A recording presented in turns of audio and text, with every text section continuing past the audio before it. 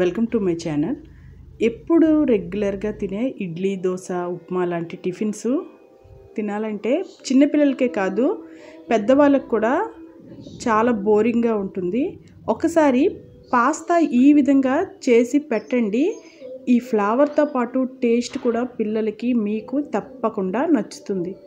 లోతుగా ఉండే ప్యాన్ తీసుకొని అందులోకి 4 గ్లాసుల వాటర్ వేసి బాగా మరిగినప్పుడు ఇందులోకి సాల్ట్, 1 స్పూన్ ఆయిల్ వేసుకుంటే పాస్తా ముద్దగా అతుక్కోకుండా అనమాట విడివిడిగా వస్తుంది. ఇందులోకి 250 గ్రాముల పాస్తాని వేసుకోవాలి. ఇవి మైదాతో కానీ గోధుమ పిండితో కానీ చేసినవి ఉంటాయండి. మెత్తగా ఉడికిన తర్వాత వీటిని వడగట్టేసుకోవాలి. ఇప్పుడు ప్యాన్లోకి బటర్ని వేసుకోండి, లేనప్పుడు ఆయిల్ వేసుకోండి. మొదట కట్ చేసిన వెల్లుల్లి, అల్లము, పచ్చిమిర్చి వేసుకోవాలి. ఇవి సన్నంగా చిన్నగా కట్ చేసుకొని వేసుకోవాలి. ఇవి బాగా వేగిన తర్వాత పెద్ద సైజు ఉల్లిపాయ ఒకటి చిన్న ముక్కలుగా కట్ చేసి వేసుకోండి. ఇప్పుడు ఇవన్నీ బాగా వేగిన తర్వాత ఇందులోకి కట్ చేసిన క్యారెట్, బీన్స్ అలాగే క్యాప్సికమ్ని వేస్తున్నా. కొంతమంది చిన్నపిల్లలకి స్వీట్ కార్న్ కానీ గ్రీన్ పీస్ కానీ వేస్తే చాలా ఇష్టంగా తింటారు.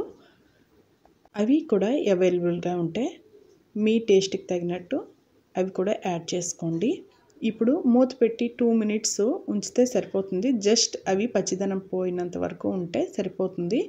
ఇప్పుడు ఇందులోకి సన్నగా కట్ చేసిన ఒక టమాటో కూడా వేసుకొని అది బాగా మగ్గనివ్వాలి.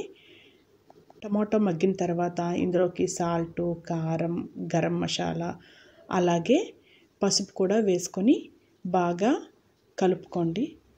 ఇలా కలుపుకున్న తర్వాత 1 స్పూన్ టమాటో సాస్ అలాగే 1 స్పూన్ చిల్లీ సాస్ని వేసుకొని వాటికి బాగా పట్టేటట్లు కలుపుకోవాలి.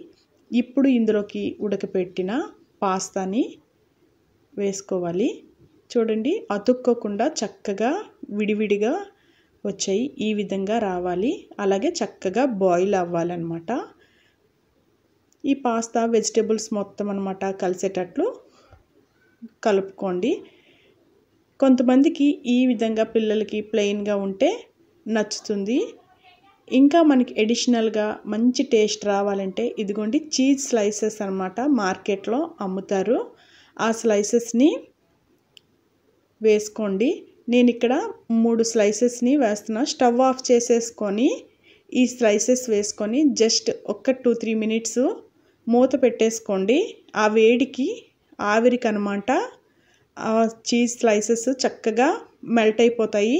ఈ విధంగా వెజిటేబుల్స్, చీజ్ వేసిన పాస్తా తినడానికి పిల్లలతో పాటు పెద్దవాళ్ళు కూడా చాలా ఇంట్రెస్ట్ చూపిస్తారండి. క్యాంపుల నుండి వచ్చిన లేదా పిల్లలు స్కూల్ నుండి వచ్చిన వెంటనే ఈ విధంగా రెడీ చేసి పెట్టుకుంటే సరిపోతుంది. ఈ వీడియో మీకు నచ్చితే ఒక లైక్ చేసి మీ ఫ్రెండ్స్కి, ఫ్యామిలీ మెంబర్స్కి షేర్ చేయండి. Thank you for watching.